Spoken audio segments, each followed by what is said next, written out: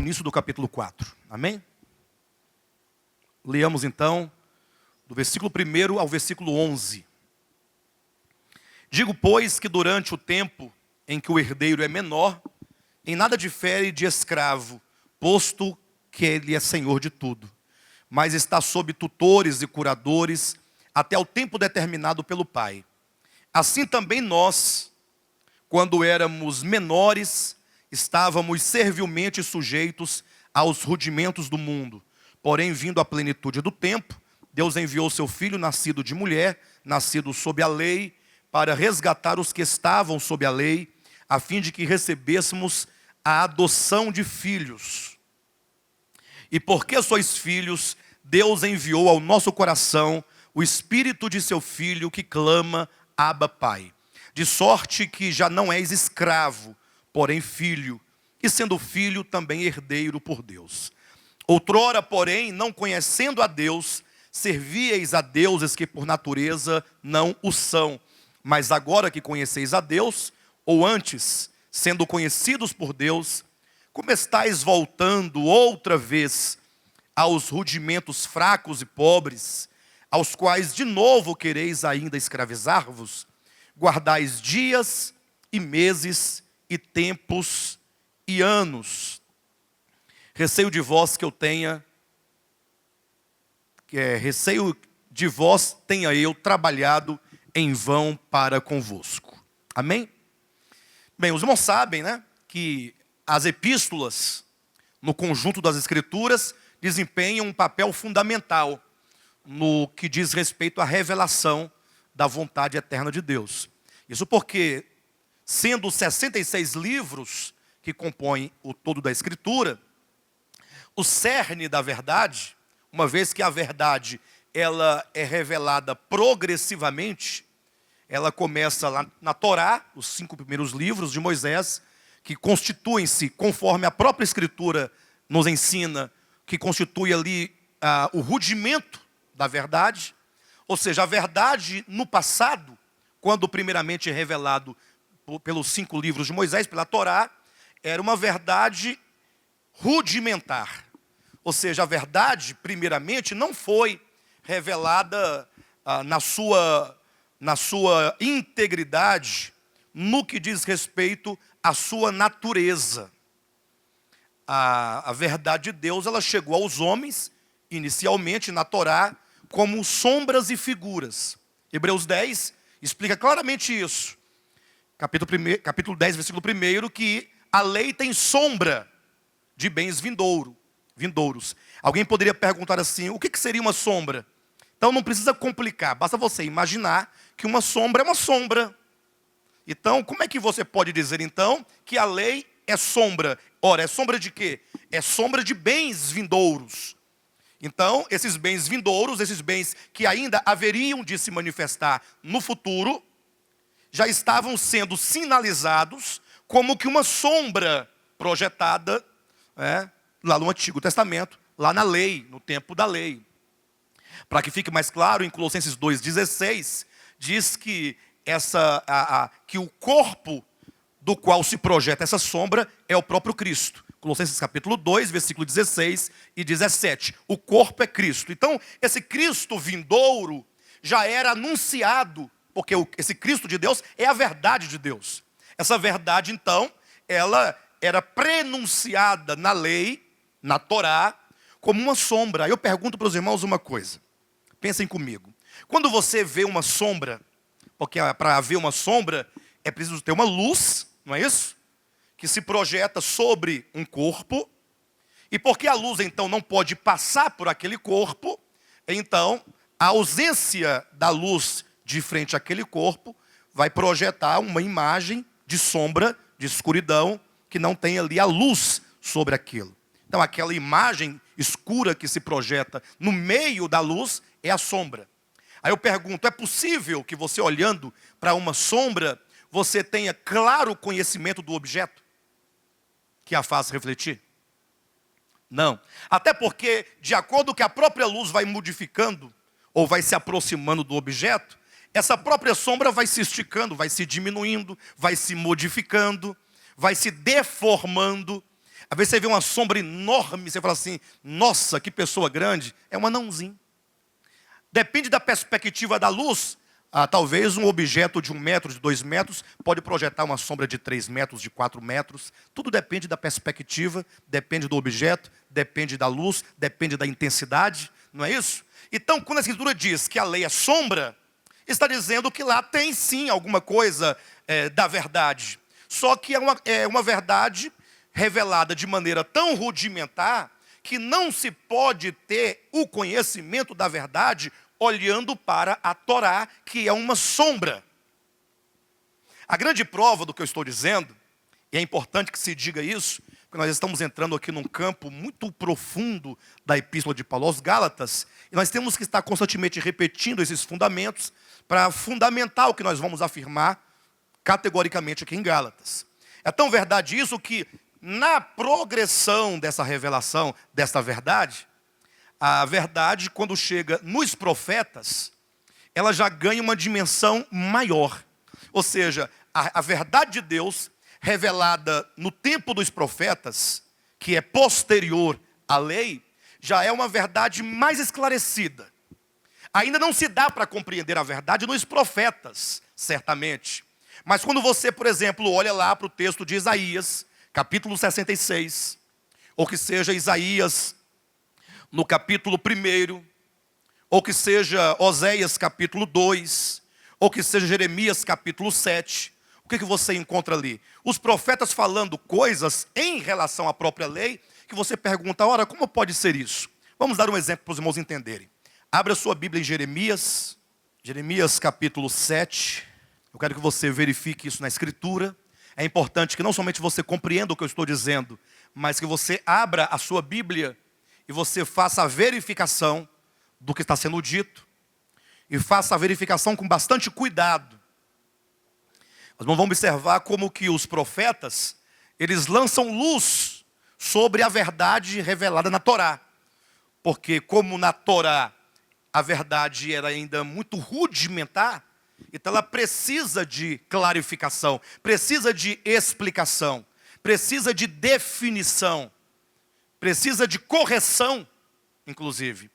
No sentido de que a verdade, ela vai, a cada nível de revelação, ela vai cada vez mais se libertando. Atenção, a verdade vai se libertando dos invólucros que apenas representam, até chegar nas cartas, em que ela aparecerá para nós de uma maneira límpida, transparente, sem fábula, sem mitos, sem profecias, sem parábolas, mas expressamente despida de qualquer coisa que possa corromper o seu entendimento e se apresentando de maneira transparente.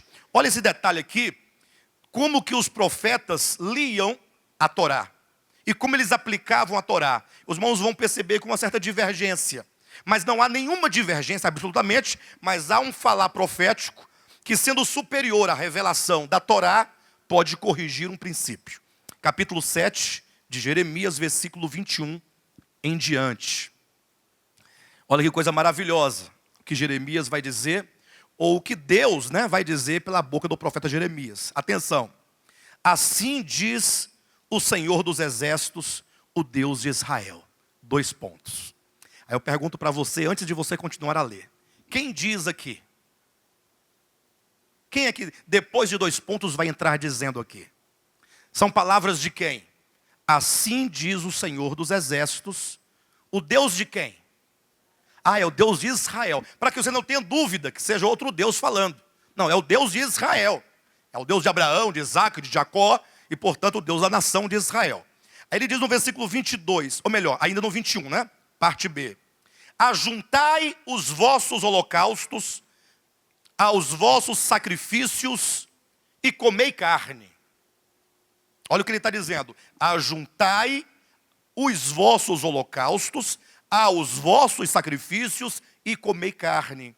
Porque nada falei a vossos pais no dia em que os tirei da terra do Egito, nem lhes ordenei coisa alguma acerca de holocaustos ou sacrifícios.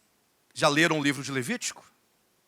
Porventura, o livro de Levítico não é o livro em que o Deus de Israel está dizendo para o povo de Israel todas as leis correspondentes aos sacrifícios e aos holocaustos? Sacrifício de oferta pacífica, pelo pecado de ignorância, pecado do povo, pecado do sacerdote, uma série de pecados, para cada tipo de pecado, uma espécie, um tipo de sacrifício. Mas de repente se diz aqui, olha, o Deus de Israel está dizendo, ajuntai os vossos holocaustos aos vossos sacrifícios e comei carne. É para comer carne ou é para ficar contrito? Aí ele diz, porque nada falei a vossos pais. Quando eu os tirei do Egito, nada falei para eles acerca de holocaustos ou sacrifícios. Mas isso lhes ordenei dizendo, dai ouvidos à minha voz, e eu serei o vosso Deus, e vós sereis o meu povo. Andai em todo o caminho que eu vos ordeno, para que vos vá bem. Então o que o profeta está dizendo aqui? Vocês estão simplesmente matando animais, achando que Deus está exigindo matança de animal. E Deus nada disse acerca de holocausto, de sacrifício, de derramamento de sangue, de carnificina. Não é isso o culto a Deus. A questão aqui é que você tem que progredir de uma visão e de uma compreensão material do sacrifício para o seu profundo significado do coração. Ou seja, veja como que os profetas, eles relativizam o aspecto material do sacrifício. E isso vai ser dito também, né, pelo próprio Samuel, quando Deus diz a Samuel, que pela boca de Samuel ao rei Saul, dizendo, obediência quero e não sacrifícios. Mas como é que Deus não quer sacrifícios se ele ordenou os sacrifícios? Por isso que Jesus então, ou Filho de Deus, por ocasião da sua encarnação, antes de descer ao mundo, o que ele disse ao Pai? Sacrifícios e ofertas não quisestes. Não quiseste? Não. Por isso um corpo me preparaste. Então, toda a Escritura, nós vemos como que a verdade ela é apresentada, mas agora ela precisa ser compreendida. Então ela tem que avançar mais um degrau no plano da revelação. Agora os profetas, eles podem interpretar a lei. Por isso que em Oséias capítulo 2, versículo 11, Oséias vai dizer o que? Acerca dos sábados, acerca das luas novas, acerca das festas. Ele diz que Deus abominava isso. Isaías vai dizer no capítulo 66 que aquele que mata um animal em sacrifício é como alguém que matava um cão, era um assassino. Por quê? Porque a ideia que se tinha na Torá inicialmente era uma sombra tão imperfeita que não se podia de fato compreendê-la na sua essência. Aí veio os profetas. Depois dos profetas, a verdade ainda não estava clarificada. Aí veio Cristo. Tendo vindo Cristo, o que ele disse? Não penseis que eu vim destruir a lei e os profetas. Eu não vim destruí-los, eu vim cumprir. Ou seja, o Cristo de Deus, ele agora é, na sua humanidade, no seu viver humano, no seu falar, na sua obra, ele é o cumprimento, em realidade, ele é a substância do que a lei e os profetas disseram. Então, o Cristo encarnado, enquanto a palavra encarnada, já é um nível ainda maior de revelação acerca da verdade de Deus. Mas ainda assim não para por aí. Porque o Cristo de Deus está onde? Nos evangelhos. Você tem a Torá, você tem os profetas, você tem os evangelhos. Mas o próprio Jesus, ele vai dizer para os seus discípulos em João, capítulo 16, o seguinte: ainda tenho muitas coisas a falar para vocês, mas vocês ainda não podem, ou não estão preparados para receber.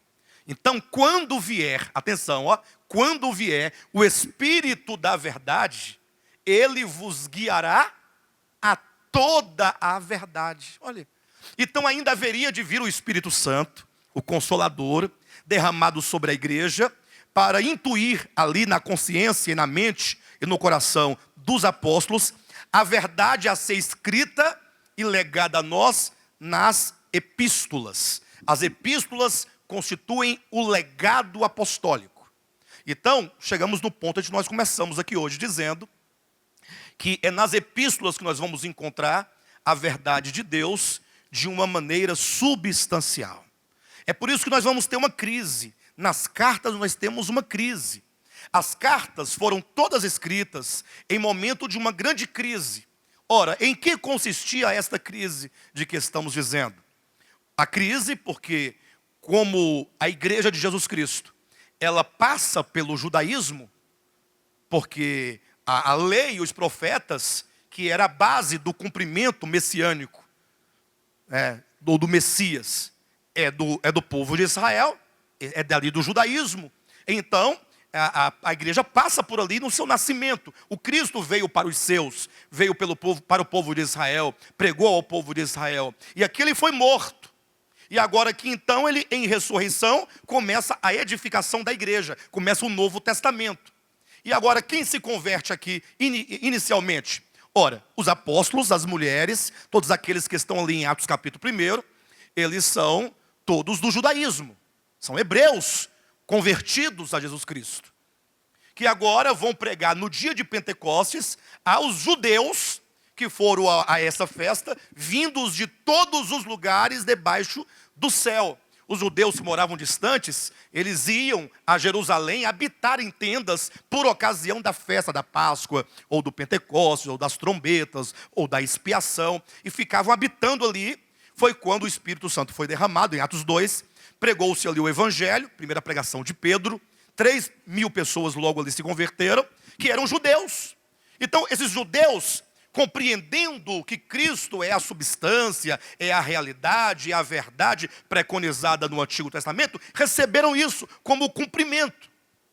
Atenção, entender que Cristo, o Cristo de Deus, é a substância do Antigo Testamento, para nós hoje pode ser uma coisa simples, embora não seja tanto, porque os próprios cristãos não aceitam essa verdade, né? A maioria não aceita absolutamente. Mas agora você imagine só naquele tempo, o judaísmo ali mesmo, na sua originalidade, porque ainda havia o templo, havia os sacerdotes, os sumos sacerdotes, havia os líderes, havia todos ali, nos seus sacrifícios.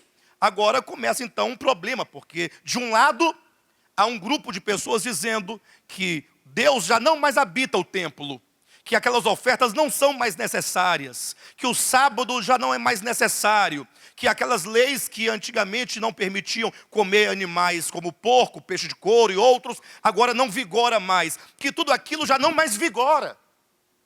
Olha, e agora do outro lado, o judaísmo dizendo, não, vocês estão errados. E a crise, portanto, se instaura exatamente nesses dois ambientes. De um lado, sobretudo, o apóstolo Paulo, como a figura central do Novo Testamento. Quando eu digo central, eu não quero dizer em relação a Cristo ou a qualquer pessoa. Eu digo do ponto de vista do seu posicionamento em relação à verdade. Ou seja, ele vai lutar, ele vai contender, ele vai batalhar, ele vai sofrer, ele vai discutir, ele vai inclusive morrer para defender a verdade de que o Cristo de Deus é o cumprimento absoluto da lei e dos profetas. E para tanto ele não vai permitir absolutamente que nenhum elemento da lei penetre a igreja, ou penetre nos conceitos teológicos da igreja, para que a igreja cumpra isso. Ele vai pregar unicamente Cristo, unicamente a graça, unicamente a fé, unicamente o Espírito. Ele não vai permitir que nada velho venha para o seio da igreja. E a crise, portanto, está instaurada. Porque ele estava batalhando contra uma casta religiosa muito poderosa do ponto de vista teológico e também de sua influência religiosa e política.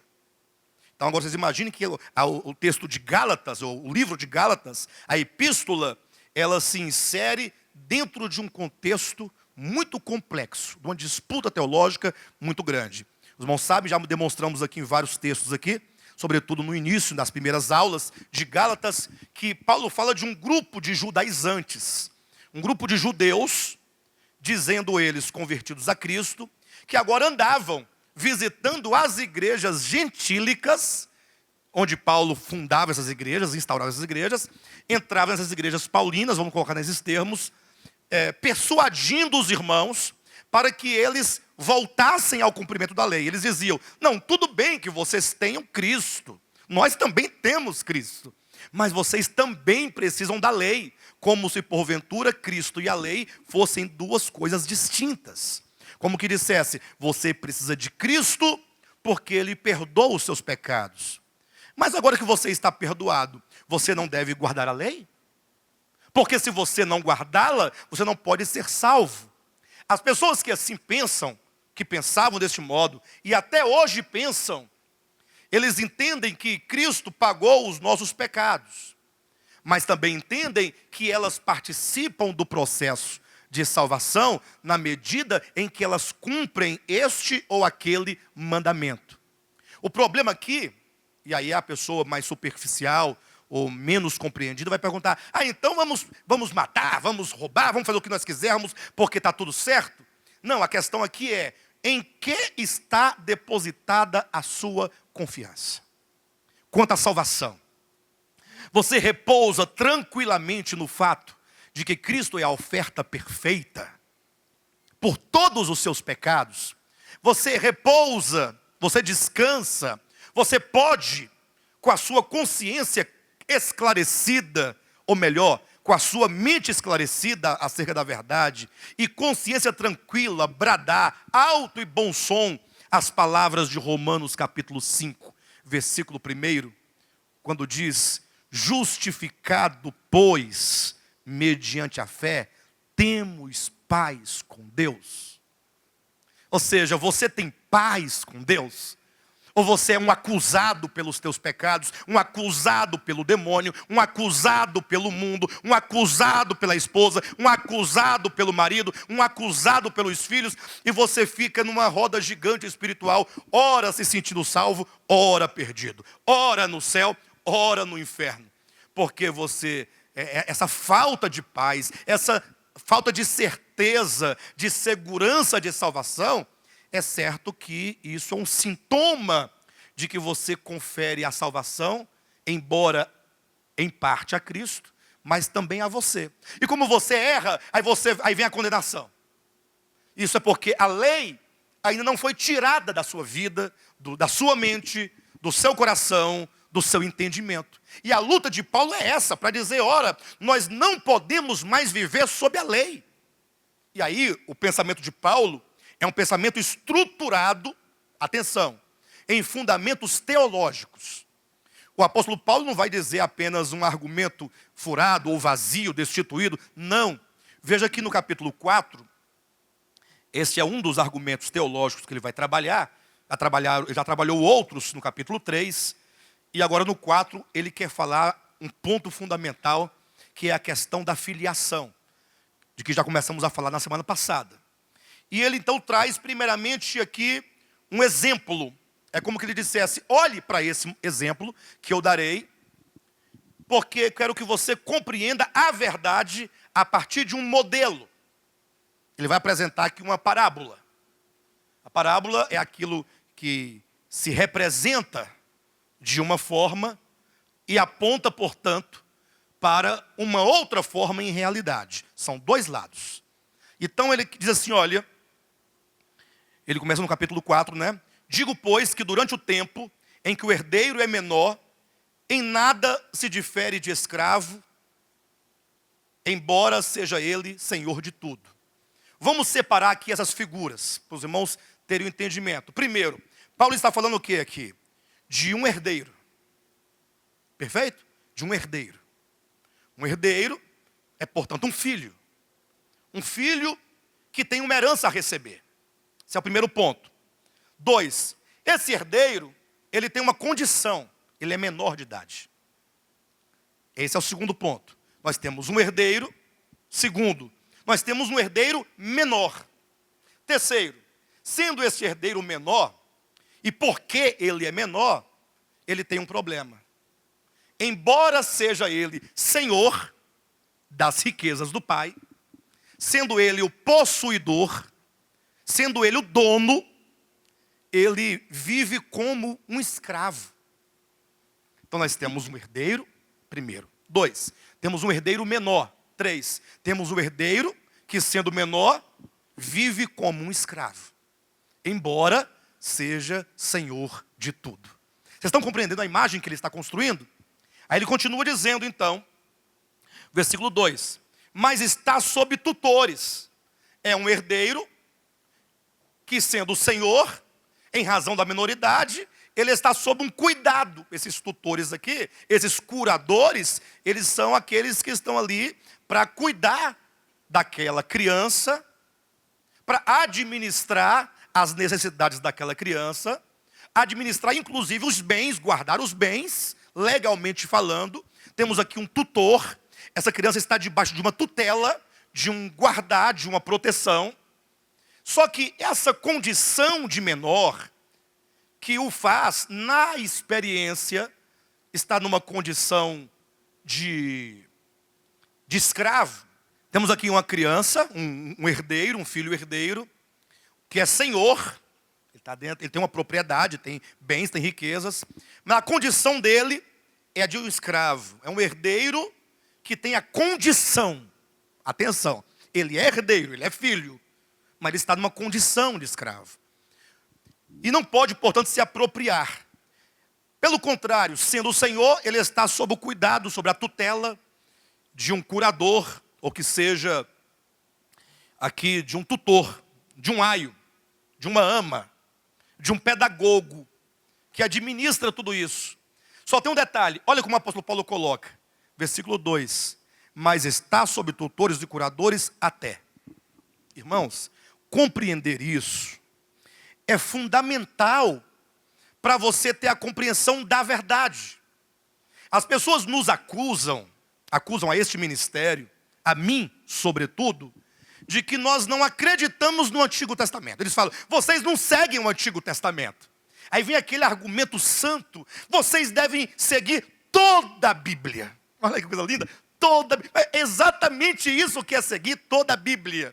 Porque você ficar pescando versículos, pescando mandamentos, pescando regras, para fazer o seu bojo doutrinário particular, isso é um crime contra a verdade revelada da forma escrita.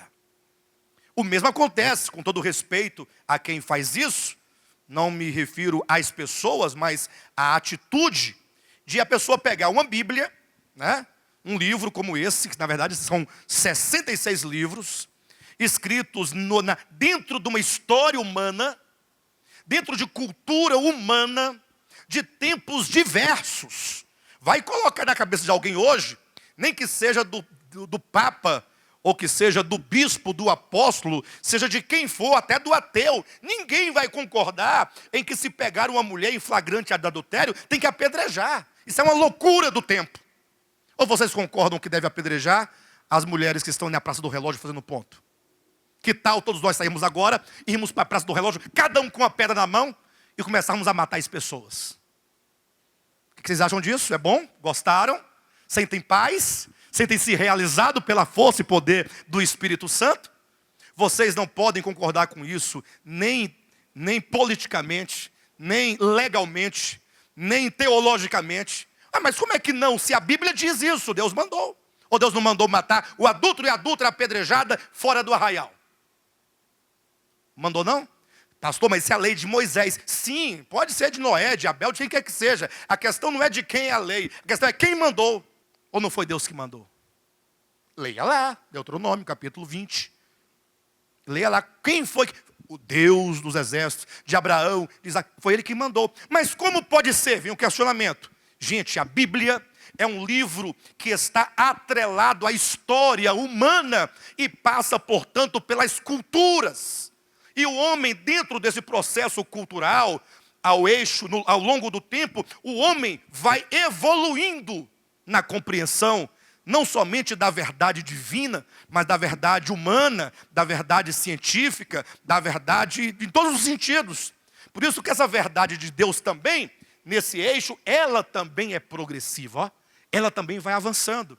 Então aquelas pessoas que pegam um livro, por exemplo, uma Bíblia, ou um conjunto de livros, que foi escrito, atrelado ao homem, que passa pelo homem, passa pela cultura do homem, pelos costumes dos homens, e agora ele pega na sua casa, século 21, aí eu vou ver o que Deus tem para falar comigo. Aí ele abre, ó, abriu, ó, pronto, encontrei. Pôs-se Salomão diante do altar do Senhor, na presença de toda a congregação de Israel, e estendeu as mãos porque Salomão tinha feito uma tribuna de bronze de 5 côvados de comprimento, 5 de largura, 3 de altura, e a pusera no meio do pátio. Deus está falando comigo, imagina só. Aí você vai tirar o que daqui? Revelação. Preciso construir um altar. Deus está mandando construir um altar. E para tanto, vocês têm que trazer as ofertas, irmãos. Está aqui o altar de bronze do Senhor. As irmãs começam a dar glória a Deus. Aí você tem que trazer uma oferta boa. Porque um altar de bronze não é tão fácil, tão barato assim. Aí já vou aplicar agora para o lado das ofertas. Aí o povo, lendo lá o livro de Crônicas, fala, está aqui mesmo, altar de bronze, está escrito. E Deus falou conosco. Para de bobagem. Para de bobagem. Gente, nós estamos no século 21. Pelo amor de Deus. É preciso que você compreenda que a Bíblia é um livro que ele se auto-revela e ele se auto-explica. Portanto, eu lendo Gálatas, ele está me explicando uma coisa essencial para a compreensão da verdade. O quê? Que assim como uma criança, ela sendo herdeira, sendo senhora, a criança, de tudo, mas em razão da menoridade. Há um problema da idade. Não é que ele está colocando aqui? Problema da idade. Ela não pode possuir, ou melhor, se apropriar dessas riquezas. Ele está sob cuidado, sob tutores, sob um pedagogo. Está ali sob o aio. Ele está sob tutela, sob o cuidado. Mas essa condição de estar sob é até, olha aí o versículo, capítulo 4, versículo 2. É até ao tempo determinado pelo Pai. Isso é extraordinário. Porque isso está dizendo, olha pessoal, em nome de Jesus. Versículo 3. Assim também nós. Do mesmo jeito, nós quem? Nós homens, seres humanos. Entenda que o homem, na sua história, ele tem períodos de nascimento, tenra idade, infância. Ele tem o período da sua menoridade. A humanidade tem um período de menoridade. Assim como um ser humano, na sua individualidade, ele tem todo esse processo de recém-nascido, de tenra idade, infância, pré-adolescência, adolescência, juventude, fase adulta. Isso que acontece com um ser humano individual é apenas uma miniatura, numa pequena escala, do que acontece com o homem, com H maiúsculo, enquanto humanidade. Paulo está nos ensinando um conceito antropológico bíblico. Do ponto de vista de Deus, o homem criado, ele passa por estágios. E está dizendo que houve um tempo em que os homens eram menores. Não era os 18 anos, era a humanidade. Então, nesse tempo da menoridade da humanidade, como é que Deus tratava com esses seus filhos em relação às riquezas espirituais? Por isso nós falamos que no início, que era um tempo de sombras e figuras. Era um tempo em que havia um tutor. Era um tempo em que, embora filhos daquele pai tão rico, mas viviam como escravos. Olha o que ele vai dizer no versículo 3. Assim também nós, quando éramos menores. Vocês sabiam que nós já fomos menores?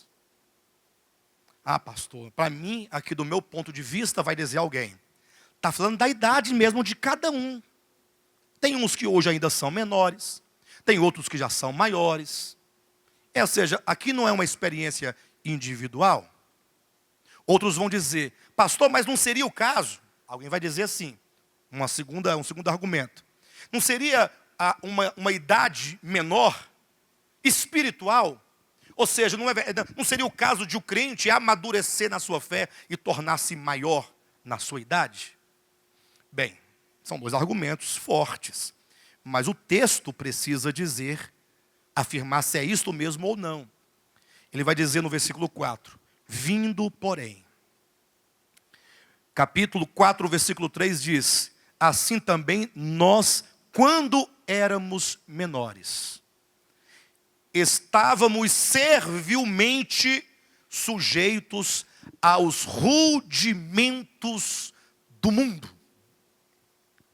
Então nós temos o mundo, nós temos a fase da menoridade, e essa fase da menoridade no mundo era de servidão, era de escravidão. Por que era de servidão e de escravidão? Porque nós estávamos presos a uma visão rudimentar. Estávamos servindo aos rudimentos do mundo. E aí, se segura aí para você não cair da sua cadeira. Viver pelos rudimentos do mundo é o que está no capítulo 4, versículo 8. Outrora, porém, não conhecendo a Deus. Outrora, porém, não conhecendo a Deus. A condição de menoridade, a condição de servidão, é uma condição de escravidão dos rudimentos. Pastor, o que é rudimento? E aí está o detalhe. Nós temos que ler e compreender. A palavra rudimento diz respeito a uma verdade no seu estágio elementar. Para você não ter dúvida do que significa isso, todos aqui certamente já ouviram a expressão beabá, ou a expressão ABCD, ou AEIOU. A criança, ela entra para a escola, os primeiros ensinamentos da educação formal é chamado de rudimento. Estou falando da educação formal. Eu poderia falar dos aspectos da fala, mas vamos falar da educação formal, que vai ficar mais simples dos irmãos entenderem. A criança entrou ali no jardim de infância, começa a pintar, daqui a pouco a professora começa a ensinar o que para ele? A, E, I, O, U. A criança não sabe como ela vai usar isso, para que serve. Mas ela começa ali aprendendo, A, I, O, U. Aí já vem a letra já escrita, porém picotadinha, ela tem que preencher os espaços, né? A, I, O, U. Depois ela vai aprender o ABC. Primeiro o A, I, O, U, depois o ABC. Aí já vai para letras mais complexas. O B é complexo até mesmo de desenhá-lo. O D, eu me recordo da dificuldade que eu tive na primeira série para fazer o D. Eu sofri para fazer o D. Mas ali eu tinha que fazer o D. Depois você aprendeu as vogais e aprendeu o ABC, aí você vai aprender o quê? O B, A, Bá. O que é o B, A, Bá? B com A, Bá. B com E, Bé. B com I, Bi. B com O, Bó. B com U, Bu. Aí vem as cartilhas. Cacocu, Dadé de Dodu. Não é assim? Até a gente vencer ali cada letra com as suas vogais, formando as sílabas, para dar uma palavra de 2 sílabas. Quando vem palavra de 3 sílabas, quando usa o dígrafo, vai ficando complexo. Até você conseguir escrever então uma frase longa, para você compreender que o conjunto de frases vai formar um parágrafo, depois que alguns parágrafos formam um texto. Para chegar na universidade e entender que um texto é um tecido, que não são palavras soltas, mas há ideologias, há filosofia, há muita coisa entranhada naquilo que parece letras. Para chegar no nível da literatura de um país, de uma nação, que aí você tem que ter um profundo conhecimento teórico para ler uma obra, interpretá-la e compreendê-la hermeneuticamente. Mas tudo isso começou aonde? A, E, I, O, U. Isso é o rudimento. São o conhecimento das primeiras coisas na sua forma rudimentar. Estou tentando arrumar outra palavra para rudimento. Na sua forma rudimentar, elementar. É o básico do básico do básico. Até chegar na plenitude de um texto científico, de um texto literário, de um texto jurídico, complexo, com ideias, com formas, né? Com imagens, com parábolas, até chegar na hermenêutica fenomenológica da coisa. Mas aqui é o zênite, é a plenitude, mas o rudimento está aqui, ó. A, E, I, O, U. Entenderam o que é rudimento? Então, no tempo da menoridade, os homens viviam como escravos, sendo herdeiros, tendo Deus enquanto o ser abundante em tudo o que há de melhor, porque Ele é Deus. Mas a condição era de escravidão. Por causa de quê? Porque serviam aos rudimentos. E nesse rudimento, que é uma expressão que pode ser usada paralelamente à sombra também ela é imperfeita, não dá uma visão, não dá uma compreensão. Aqui agora, rudimento. Não permitia que tais pessoas conhecessem a Deus. Outrora, capítulo 4, versículo 8, não conhecendo a Deus. Quando vocês lá atrás estavam servindo a Deus, vocês não o conheciam. Ah, apóstolo, para de bobagem. Aqui é claro que está falando acerca... Eles eram pagãos. Eles não conheciam o verdadeiro, adoravam os falsos. Será? Surpreenda-se. Versículo 8. Outrora, porém, não conhecendo a Deus, servis a deuses que por natureza não o são. Aí eu falei, pastor, que aí era deuses estranhos? Será que esse Deus que eles não conheciam não era o verdadeiro? Versículo 9. Mas agora que conheceis a Deus, ou antes sendo conhecidos por Deus, como estáis o quê? Voltando. Pausa. Se eu estou voltando, é porque de lá eu vim. Então, outrora não é de lá eu vim? Entenda, vamos raciocinar. Versículo 8. Outrora. Olhem para mim. Os irmãos sabem o que é outrora? Antes. Então, outrora, estou aqui, ó. Esse meu lugar aqui é outrora. Quando eu for para lá é outro momento. Outrora servíeis a deuses que por natureza não são. Outrora você não conhecia a Deus. Perfeito? Agora, versículo 9. Mas agora, no atual momento em que você está, agora, não é outrora, é agora. Mas agora que conheceis a Deus. Agora você conhece? Agora você conhece. Conhece. Ou seja, aí Paulo faz uma breve correção. Sendo antes conhecidos por Deus, como estáis voltando? Opa, então eu vou voltar para o outrora. Não vou voltar? Voltando para o outrora.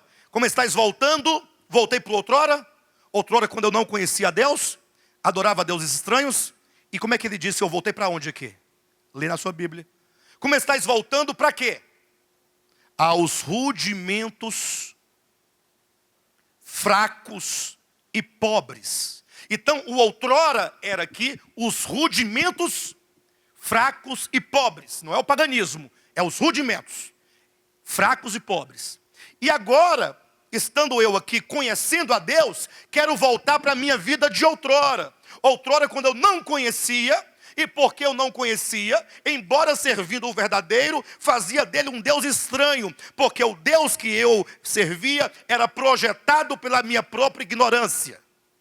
Quando o sacerdote se aproximava do altar para oferecer um cordeiro, que ele derramava aquele sangue, que o sangue jorrava, que o cabritinho ficava ali se tremendo, ele achava que Deus estava sorrindo de prazer, porque ele não conhecia, porque ele estava no rudimento. Só que agora, entenda os dois termos, outrora e agora. Vamos entender em que sentido se aplica o outrora e o agora. Agora conhecendo, quereis voltar aos rudimentos. Pastor, mas eu queria saber que tais rudimentos são estes. Não tem nome esse rudimento? Eu sei que rudimento é o básico, mas e aí? O que são esses rudimentos? Versículo 9. Mas agora que conheceis a Deus, ou antes sendo conhecidos por Deus, como estáis voltando outra vez aos rudimentos fracos e pobres, aos quais de novo quereis ainda escravizar-vos? Versículo 10. Guardais dias, e meses, e tempos, e anos. Aqui fala de todo o calendário do povo de Israel, das suas festividades, do sábado do sétimo dia, do sábado que era o sábado cerimonial da Páscoa, do sábado cerimonial da expiação, dos sábados da terra, do jubileu, de todo aquele conjunto de rituais que se cumpria rigorosamente dentro de um calendário de tempos, dias, meses e anos. A ideia de Paulo aos Gálatas não é lutar contra o paganismo, é lutar contra a ideia de se viver por meio da lei. A prova disso está no versículo 21. Você vai continuando lendo o texto. Nós vamos passar por todos os versículos, fiquem tranquilos, viu, irmãos? Dizei-me vós quem? Versículo 21. Vós quem? Os que quereis estar sob a lei. O assunto não é a lei? Vamos voltar para entender agora o que significa outrora e o agora. Perfeito? Continuando no texto. Capítulo 4 de Gálatas, versículo 3. Assim também nós, quando éramos, esse quando éramos é o outrora. Quando éramos menores. Não é assim? Os irmãos entendem isso? Quando éramos menores, estávamos servilmente sujeitos aos rudimentos do mundo. Os irmãos concordam e comprovam que esse quando éramos menores é o mesmo do versículo 8. Outrora, porém, não conhecendo a Deus, servis a Deus que por natureza não são, mas agora que conheceis a Deus, ou antes sendo conhecidos por Deus, como estáis voltando outra vez aos rudimentos fracos e pobres, que quereis outra vez escravizar-vos. Olhe para o capítulo 4, versículo 3. Aí tem quando éramos menores, sim ou não? Em seguida não tem, estávamos servilmente sujeitos. Não é uma condição de escravidão. E também não tem aí os rudimentos do mundo. Você não tem aí o menor, a escravidão e o rudimento. Olha o versículo 8. Outrora, esse outrora não é quando éramos menores. Não é antes, antigamente, numa condição anterior. Nós não conhecíamos a Deus, servíamos a Deus, os discipuladores não são. Mas agora conhecendo, aí nós voltamos aqui, como estáis voltando outra vez aos rudimentos. Você tem aí o outrora que são, quando éramos menores, agora você tem os rudimentos. Estáis voltando aos rudimentos fracos e pobres, aos quais de novo quereis ainda escravizar-vos. Você tem a menoridade, que é o outrora, tem os rudimentos e tem a escravidão. O que você viu no versículo 3 do capítulo 4, a menoridade, a servidão e os rudimentos. Tá certo? Certo ou não? Tá difícil de entender? Porque tem que conectar tudo as ideias, né? Mas alguém disse, não, mas essa menoridade pode ser a menoridade da idade cronológica de uma pessoa, ou pode ser até a idade espiritual de alguém individualmente falando. Mas aí Paulo coloca no versículo 4, vindo, porém, a plenitude do tempo. Então, esse tempo de menoridade caminhava para uma plenitude. Os tempos foram passando até que eles alcançaram um estado, ou um estágio, ou um patamar, que aqui chama de plenitude do tempo. O que Deus fez? Deus enviou o seu Filho ao mundo. Então, o ponto principal que determina a menoridade da maioridade, esses dois momentos em que o herdeiro sai da condição de escravo para uma posição de filho, aqui sendo filho, vivia como escravo, portanto, sendo filho, estava na posição de escravo, mas ele tem que sair da posição de escravo, até o tempo que o pai determinar, para a posição de filho maduro, filho maior, para ele poder tomar posse da riqueza. O que determina o fim da menoridade, o começo da maioridade dos tempos, é a plenitude do tempo. Pastor, e quando foi essa plenitude, ou quando será essa plenitude? Deus enviou o seu Filho. Quando o verbo de Deus se fez carne, ali é o divisor de águas. Para trás a menoridade, para trás os rudimentos, para trás a escravidão. Para frente a maioridade, a posição de filhos, para frente a libertação, ou a liberdade em Cristo. Por isso ele diz, vindo porém à plenitude do tempo, Deus enviou seu Filho, nascido de mulher, nascido sob a lei. E vocês sabem que a igreja, do princípio, nos seus primeiros começos, e mesmo as igrejas históricas, protestantes, também nos seus começos, tinham ainda o hábito de construir os seus credos. Até mesmo um bom católico deve conhecer o credo.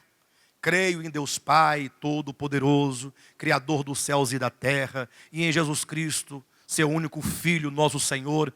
Não é, Gil? Que foi concebido pelo poder do Espírito Santo, nasceu da Virgem Maria, padeceu sobre Pôncio Pilatos, foi crucificado, morto, sepultado, desceu à mansão dos mortos, ressuscitou ao terceiro dia, subiu aos céus, está sentado à direita de Deus Pai Todo-Poderoso, de onde há de vir julgar os vivos e os mortos. Creio no Espírito Santo, na Santa Igreja Católica, na ressurreição da carne, na comunhão dos santos, na vida eterna. Amém. Não é assim o credo católico? Ou não é? Pastor, mas você sabe rezar? Está rezando agora nos cultos? Não, credo, ele se faz hoje em dia como uma reza. Mas credo, o credo é uma maneira de você sintetizar a fé daquele povo. Então, assim, ó, creio em. Ou seja, em quem que eu creio? Eu creio em Deus, o Pai. Quem é Ele? O Todo-Poderoso. Quem mais? Criador dos céus e da terra. Aí parou por aí? Não, eu também creio em Jesus Cristo, seu único Filho. Então, o que tem Jesus Cristo? É o único Filho, nosso Senhor, nasceu da Virgem Maria, padeceu sobre Pôncio Pilatos, foi crucificado, morto, sepultado. Vai falando acerca da identidade e da obra de Cristo. Se tivesse incluído isso aqui, ajudaria. Nasceu da Virgem Maria, nasceu de mulher, está aqui no 4:4, né? Ó, nascido de mulher, que nasceu da Virgem Maria, nascido sob a lei, poderia incluir. Porque o credo, né, com a exceção de uma ou duas assertivas, ele é correto, do ponto de vista da doutrina. Quando diz que crê na Santa Igreja Católica, aí já é um grande equívoco, porque isso foge à fé apostólica. Mas é uma assertiva equivocada. Mas o restante são declarações da verdade. Não é verdade que Deus é o Pai, Criador dos céus e da terra? Que Jesus Cristo nasceu da Virgem Maria? Ou não foi da Virgem Maria? Ou foi da Virgem Joana? Não, Maria. Ele não padeceu sobre Pôncio Pilatos? Ele não foi crucificado, morto, sepultado? Não desceu à mansão dos mortos? Não ressuscitou ao terceiro dia? Então, é a confissão, declaração da verdade acerca de Cristo. Só que muitas verdades acerca de Cristo foram negadas, não foram incluídas. Por isso que as pessoas não podem conhecer claramente quem é o Cristo de Deus.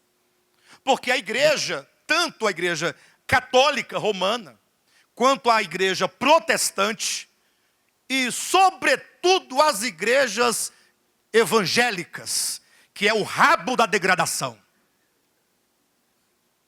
O rabo da degradação. O rabo é o fim. Se você pegar a coluna vertebral, começando daqui, de um animal, vai chegar no último ossinho, no rabo.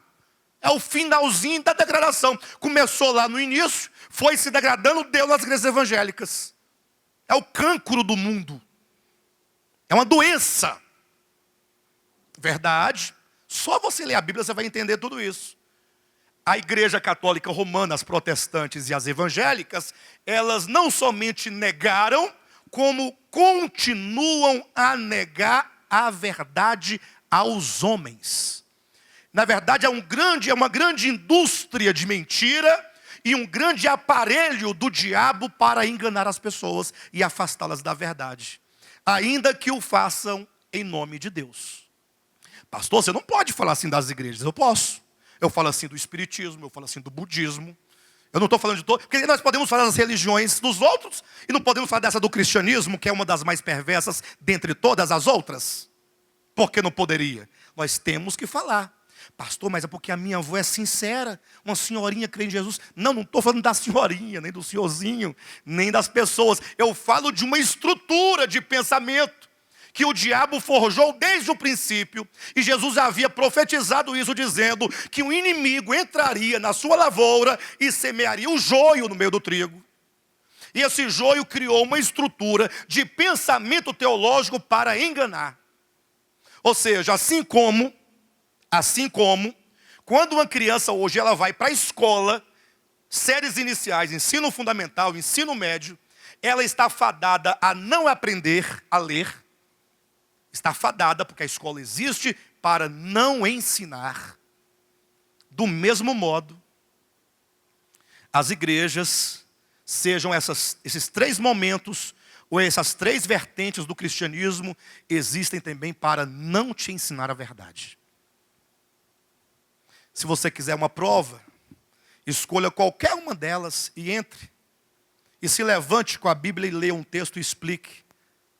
E se aquilo que você estiver lendo for de encontro à mensagem daquele lugar, você será expulso de lá. E vão falar que você é um filho do diabo, que você é um herege. Vão dizer que você é o anticristo, que você é a encarnação de Belzebu. É verdade. Bem, mas não ensinam essa verdade fundamental. Olha para cá. Que esse Cristo de Deus, que Deus enviou, ele nasceu de mulher, primeiro ponto, porque aponta para a sua humanidade. 2, nascido sob a lei, ele próprio estava o quê? Debaixo da lei. Estar debaixo da lei implica em estar sujeito a ela.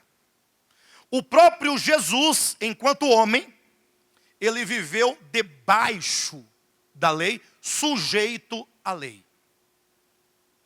É certo que ele vai ensinar, ele próprio vai ensinar, que a Escritura antes dele já ensinava, que haveria de ter uma transição de era, de modo que, na medida em que os acontecimentos da lei, ou melhor, que as sombras da lei e as profecias dos profetas iam se cumprindo nele, ia pouco a pouco caducando. O apóstolo Paulo, querendo usar uma imagem para se referir à caduquice da lei, disse que é como uma luz que foi pouco a pouco se apagando, até apagar-se completamente. Quando Cristo diz está consumado, ali o Velho Testamento apagou completamente. Não há mais nenhuma faísca da parte de Deus no que tange ao Velho Testamento que ilumina o Novo. Absolutamente, uma luz apagada. E o que eu estou dizendo aqui não é uma coisa tão interessante que os crentes cantaram muito isso.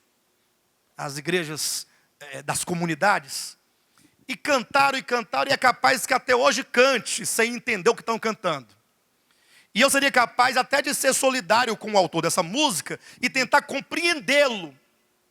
Porque eu poderia dizer que na licença poética ele colocou deste modo. Vou me esforçar por compreendê-lo, podendo eu condená-lo por uma frase. A música diz assim: o véu que separava, conhecem? Já não separa mais. Está falando de um véu que separava? Agora ele diz, a luz que outrora apagava. Então ele está dizendo que a luz apagava? Olha, ele diz, essa ideia vem de onde? 2 Coríntios 3. Que o rosto de Moisés brilhava com uma glória magnífica quando ele contemplava Deus lá no monte. Mas depois ele descia, o povo via aquela glória, ficava entusiasmado com aquela glória. Mas aquela glória, aquele brilho, aquela luz ia se apagando, apagando, apagando, até ficar Moisés sozinho com aquela cara limpa dele, sem luz nenhuma. Aí ele tinha que voltar ao monte para poder realimentar a lâmpada. Aí ele voltava, o povo começava a perceber, mas hoje ele está meio, mas está mais fraca, essa luz sua está meio para baixo, o que foi? Aí ele ia percebendo que iria perdendo a autoridade, porque se perde a luz, perde a autoridade, se torna um homem comum. Aí Moisés, macaco velho, esperto, entendido, sabido. Como tem muito pastor hoje, Moisés sabido. E a maioria deles, Moisés sabido, teve uma ideia. Eu vou alimentar meu rosto lá, vou mostrar para o povo, estão vendo? Olha a glória. Obedece, homem de Deus. Agora dá licença, que eu não quero cegá-los com a glória do meu rosto. Aí colocava um véu. Para quê? Para vocês não olharem a minha face, que resplandece muito, e é capaz que vocês se ceguem. Aí foi preciso Deus levantar Paulo, lá de Tarso, para dizer: revele aos meus servos a esperteza de Moisés. Qual foi a esperteza de Moisés? Moisés, quando cobriu o rosto, não é para não cegar o povo. Está lá em 2 Coríntios capítulo 3. Moisés cobriu o rosto para o povo não perceber que a glória era passageira. Se o povo descobrisse que a glória era passageira, Moisés ia ficar um homem comum, né? Então aquela luz do rosto, ela se apagava. Quando Deus iluminou a face de Moisés e fazia com que aquela luz se apagasse pouco a pouco, ele sinalizava, dizendo: esse indivíduo, ministro da lei, ministro do povo de Israel, do ponto de vista da legislação de Israel, do Antigo Testamento, é um ministério que vai acabar e vai apagar-se completamente. Entenderam? Razão porque o autor da música diz: o véu que outrora, não, a luz que outrora apagava, agora brilha e cada dia brilha mais. Eu me esforço para entender o escritor da música, o autor da música, que ele está dizendo de duas luzes: a luz do antigo que se apagou e agora a luz do Novo Testamento que brilha cada vez mais. Porém, rigorosamente ele não disse isso. Ele disse: a luz que apagava, ela se realimentou, que nunca mais agora apagou, está brilhando mais. Uma única luz, como se o Antigo Testamento fosse agora uma continuidade intensiva e cada vez mais forte. Mas nós vamos entender que ele está dizendo que ele não disse isso. Tá bom? Ele não disse isso. Vamos entender que ele quis dizer que a luz do Antigo Testamento, aquela glória, apagou e acabou. E Deus então acendeu outra luz, outra glória, outro ministério, com outra aliança, com novos ministros, cuja luz não se apaga nunca. É uma glória eterna, porque é uma aliança eterna, porque é perfeita. Amém? Voltando para o texto. Portanto, Jesus nasceu sob a lei, o Filho de Deus, quando nasceu da carne, nasceu de mulher, nasceu sob a lei, mas que aos poucos, na medida que o Evangelho vai dizendo, e isso aconteceu para que se cumprisse as Escrituras. Na medida em que algo acontecia, ia se cumprindo, se cumprindo, se cumprindo, até cumprir-se tudo. E tudo, uma vez cumprido, já não mais vigora, porque já fora realizado de uma vez por todas na pessoa de Jesus. Por isso que diz que, vindo a plenitude do tempo, Deus enviou o seu Filho, nascido de mulher, nascido sob a lei, para. Aí agora que vem o ponto da verdade. Você que é evangélico, que é cristão, que é protestante, que é católico, que lê a Bíblia, que é teólogo, a pergunta é: você já ouviu muito dizer que Jesus morreu na cruz? Isso aí não adianta. Até na rodoviária, você... Jesus te ama, morreu por você. Folhetim da palavra de Deus, procura uma igreja mais próxima de você. Nem que seja uma universal. Né? Tá lá, Jesus morreu por você. Tá, morreu. Mas você sabe para quê? Foi para perdoar os pecados. Verdade. É um elemento da verdade da morte de Cristo. Mas para que mais ele morreu? Mas para nos salvar. Não, lógico, se ele perdoa os pecados, ele salva. Sim, mas e para que mais? E tem mais? Tem mais coisa. Está aqui no versículo 5. Para. Versículo 5. Para o quê? Resgatar os que estavam sob a lei. Está vendo? Jesus veio para resgatar. Saia, portanto, de debaixo da lei, porque é obra de Cristo, na sua encarnação, resgatar os que estavam sob a lei. Ele nasceu sob a lei, para de lá tirar os que lá estavam. E que mais? Para resgatar os que estavam sob a lei. E aí, o aspecto negativo é esse. Resgatar os que estavam sob a lei. Ah, mas não é positivo, pastor? Não, o aspecto de estar debaixo é negativo. Então, ele vai te resgatar dessa condição negativa. E vai te levar para uma condição positiva. Qual que é? A fim de que recebêssemos. Então, para você receber, você tem que ser resgatado. Mas não é resgatado do pecado, é outra coisa. Tudo bem que sejamos resgatados do pecado, sem problema. Mas aqui não diz do pecado, aqui diz um outro tipo de resgate. A obra de Cristo é todo inclusiva. Ela inclui todos os elementos que de alguma maneira nos aprisionam e nos impedem de um desfrute pleno do nosso Pai Celestial. Então ele veio para nos resgatar, o aspecto negativo, do jugo da lei, de debaixo da lei. Resgatar os que estavam debaixo da lei e o aspecto positivo. A fim de que recebêssemos a adoção de filhos. E aí a palavra aqui, adoção, a palavra grega, huiostesia, que significa a posição de filho. Se você entender isso a partir do modelo que ele nos deu, da parábola que ele nos deu, no versículo 1, lá do filho herdeiro, que sendo herdeiro vivia como escravo, embora senhor de tudo. Quando aquela criança chega na maioridade, agora quando ele atinge a maioridade, ele atinge a sua emancipação. Ele agora é livre. E ele agora pode possuir. E ele próprio pode tomar posse das riquezas. Ele agora está na posição. É o que aqui no Brasil se chama de maioridade civil. Então, quando é que entra essa maioridade espiritual da humanidade? Vindo, porém, à plenitude do tempo. De Cristo para cá, nós estamos agora no tempo da maioridade. No tempo em que você faz parte da humanidade, nesse tempo em que Cristo já veio, já tirou a lei de contexto, e já disse, você é maior.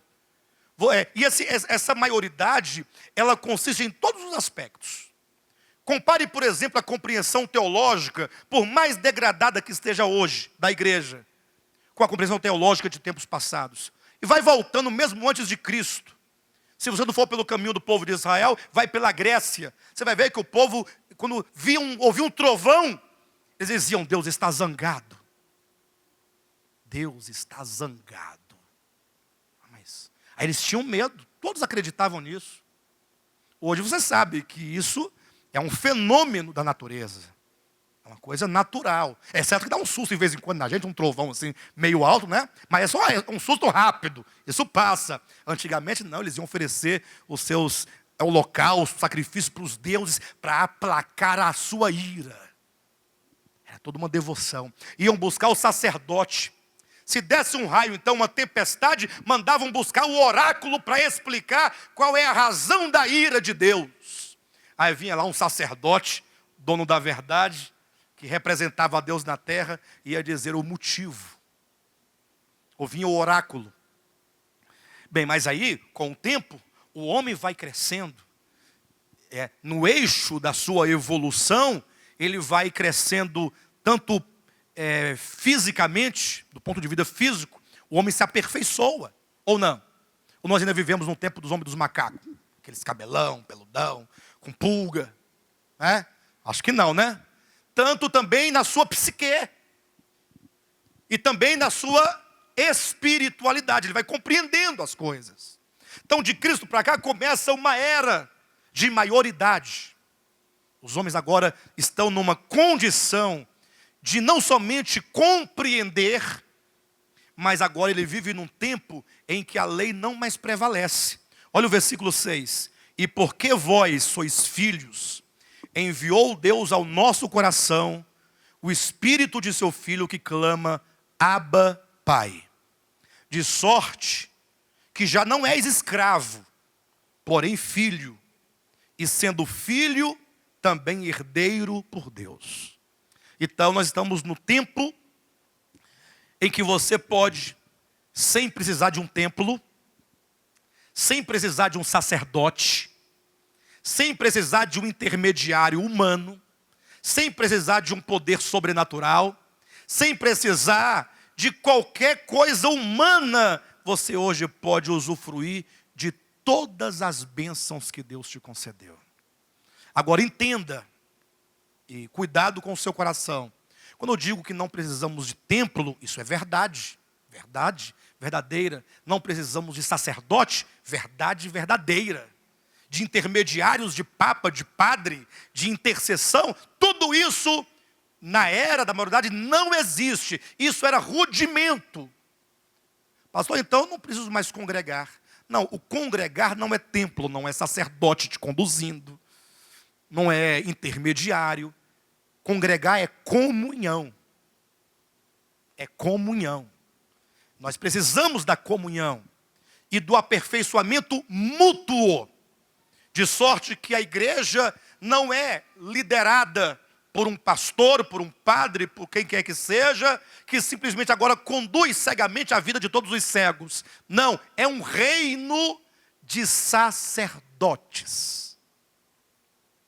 Você é um sacerdote, você é herdeiro, você é maior.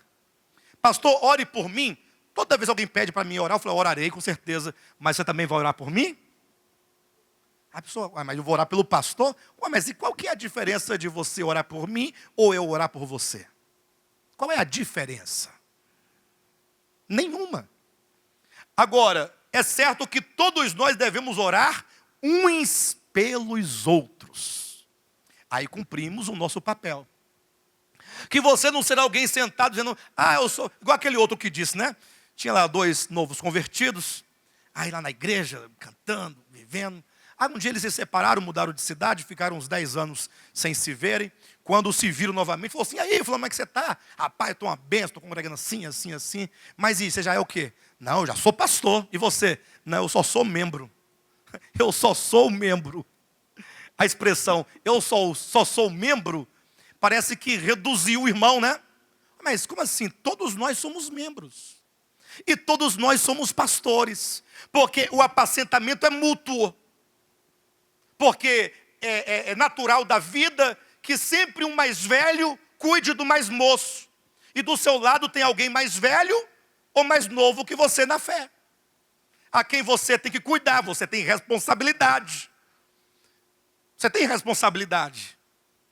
Pastor, mas e os bispos da igreja? Para que eles servem? Os bispos têm a função primordial de estarem numa posição, entenda, posição não hierárquica, mas numa posição privilegiada, como se fosse geográfica. Imagine que tivesse uma câmera estrategicamente num ponto em que de lá pudesse visualizar todo o salão, pudesse cobrir todos os espaços. Bispos, literalmente traduzidos para o português, são super visores. Tem um olhão grandão que consegue olhar tudo para saber se o irmão João, se o irmão Almir, se o irmão fulano, Adriano, Fernando, se o Gil, se vocês estão andando na verdade, se não tem alguém infiltrado dizendo a mentira, mentindo, deturpando. Os bispos são aqueles que possuem uma compreensão clara da verdade e são verdadeiros guardiães da fé numa igreja local. Para ensinar, não é para subjugar, nem para controlar a vida de membro. Já vivi em igreja que o pastor controlava a vida de membro. Pai, pastor, viu pastor, meu Deus do céu. Estava lá no shopping, passando na frente do cinema. Você nem ia ao cinema, mas o fato de você passar na frente já te denunciava que você queria ir. Aí você não podia usar, por exemplo, uma bermuda. Às vezes você usava escondido do pastor. Até hoje tem irmã que vai trabalhar e tem vontade de colocar uma argolona, mas é muito evidente a argolona, colocar um pequenininho, para ninguém ver. E se encontrar alguém, fica ali tentando esconder a orelha, para não ver, medo do pastor. Um dia desse teve uma irmã que me chamou aqui, um dia desse, não tem um mês. Pastor Alexandre, olha, que bom que Deus liberta a gente, né? Eu falei, que maravilha. Pois é. Tinha uma coisa que eu sempre tive vontade de fazer, e eu nunca fiz porque era pecado, e agora, com essas palavras aí, eu acho que eu vou fazer. Eu disse, o que você quer fazer, irmã? Eu queria dançar com meu marido. Eu falei, meu Deus do céu. Minha irmã, não só dance não, faça mais coisas. Não é não? Ô pessoal, pegar o marido, dançar, ó, musiquinha, ó. Coloca lá, sei lá, uma canção, uma música. Não coloca música evangélica não, pelo amor de Deus, que ninguém merece abraçar o marido ou a esposa, dançar uma música evangélica, né? Em adoração, eu me rendo. Não está falando em línguas, orando, de joelho, expulsando demônio, dentro de casa, não dá certo. Não é não? Mas tá, como Zaqueu, quero subir. Para. Coloca uma musiquinha romântica. Não é não? Faz um jantar. Compra um vinho bom. Pastor, isso, eu estou falando para você comprar um vinho bom. Muitos caras já se separaram porque nunca tomaram vinho, só leram a Bíblia. Não se beijava mais porque estava lendo Bíblia, orando, de joelho, falando em línguas. Se separando, para de bobagem. Viva a sua vida com Cristo. Ame, abrace, dance. Mas faça tudo com amor, faça com verdade, faça com honestidade, né? Faça com respeito a outro, a outra. E comece a praticar o evangelho, que não tem nada a ver com essa coisaiada que colocam como se fosse pecado. Para de bobagem. A irmã queria dançar com o marido. Eu falei, vai dançar, minha irmã. Mas faça isso hoje. Não faça isso amanhã, não. Para de bobagem. Não é assim? As pessoas ficam cativas. Ficam escravas. Por causa de quê? Medo do pastor. O pastor vai ver. O pastor disse que isso é pecado, isso é pecado, isso é pecado. Aí o pastor se torna, sabe o quê? Se torna um fiscal. Se torna um juiz. Se torna um delegado. Aquele pastor velho rabugento, que fica espreitando a vida dos membros. Isso não. Isso é rudimento. Isso é lá para trás. Isso é da Grécia para trás. Nós estamos agora na era da maioridade. Amém, queridos? Em que você, enquanto maior, você não é mais escravo. Então, quando eu disse que nós não precisamos de templo, de sacerdotes, de intermediários, de jejuns, de sacrifícios, é um fato. Mas da igreja, enquanto comunhão, nós precisamos. E se na igreja, conforme o Novo Testamento ensina e ordena que haja líderes, são líderes que no reino de Cristo não são servidos, eles servem. O maior é o que serve. Ele está na condição de auxiliar, porque ele tem uma visão privilegiada que o Espírito Santo lhe deu, como um guardião da verdade, ou guardiães da verdade, eles estão ali para verem um bom andamento, para verem a ordem da doutrina da verdade, para que uma vez estando essa doutrina imaculada, perfeita, intocada, possa agora se tornar uma praxis cristã na vida de cada uma das pessoas. Então a igreja é comunhão, igreja é edificação, igreja é mutualidade. Disso nós carecemos enquanto pessoas que precisam umas das outras para o crescimento mútuo e o crescimento comum. Versículo 7. De sorte que já não és escravo, porém filho, e sendo filho também herdeiro por Deus. Então podemos desfrutar das bênçãos da nova aliança. Amém?